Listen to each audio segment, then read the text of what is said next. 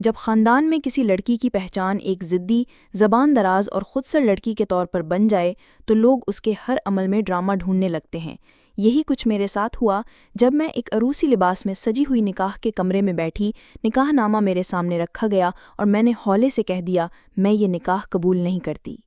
پہلے تو قاری صاحب نے رسمی انداز میں کہا، دوبارہ کہیے، اور جب میں نے اپنا فیصلہ دہرا دیا تو کمرے میں سناٹا چھا گیا۔ مہمانوں کی آنکھوں میں حیرت اور چہروں پر بدگمانی تھی، کچھ بڑبڑا رہے تھے، کچھ صاف کہہ رہے تھے، ہمیں تو معلوم تھا یہ لڑکی کچھ نہ کچھ کرے گی۔ امی جنہیں میری ہر ضد اور ہر خاموش بغاوت کی خبر تھی، چپ چاپ ایک طرف ہو گئیں، نہ کوئی سوال نہ التجا، ان کی خاموشی سب سے زیادہ چیخ رہی تھی۔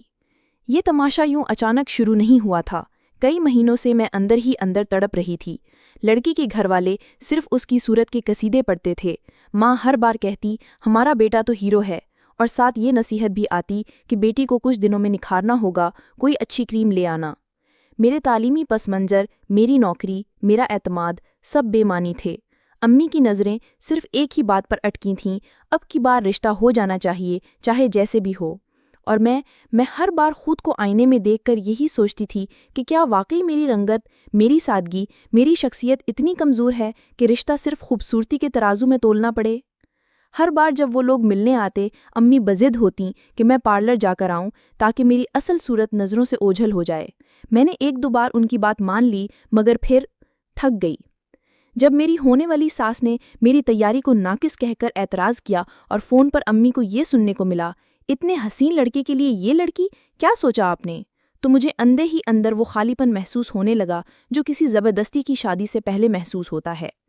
شادی کے دن میں خاموشی سے سب کچھ سہ گئی، پارلر میں جٹھانی کی ہدایات، ساس کا غصہ، امی کی نظریں، سب کچھ۔ مگر جب نکاح کا لمحے آئے تو میں نے اپنا فیصلہ سنا دیا۔ میرا انکار ایک بم کی طرح حال میں پھٹا۔ لوگ گھبرا گئے، سسرال والے پریشان، اور امی شکستہ سی۔ میں نے اپنا جوڑا سمیٹا، سنبھلتے ہوئے باہر نکلی تو ایک مضبوط ہاتھ نے مجھے سہارا دیا۔ شکر گزاری کا ایک لفظ بھی زبان سے نہ نکل پایا کہ سامنے وہی لڑکا آ گیا جسے میں ٹھکرا چکی تھی۔ یہ مذاق ہے؟ یہ سب کیا ہے؟ میں نے اس کی طرف دیکھا، دھیرے سے کہا، آپ سے بات کرنی ہے تو وقت لے کر آئیے گا۔ حال میں سب کی نظریں میرے وجود سے چپک گئیں، جیسے میں کوئی فلمی سین بن گئی ہوں۔ گھر واپس آئی تو بھائی بہن سب نالان تھے، امی خاموش، جیسے میں ان کی امیدیں توڑ چکی ہوں۔ 2 سال گزرے، خاموشی، تنہائی اور خود احتسابی کے ساتھ۔ پھر ایک دن امی نے نئے رشتے کی بات کی۔ لڑکے کے کاغذات، تعلیم، نوکری، سب کچھ درست تھا۔ امی مطمئن، مگر میں بے چین۔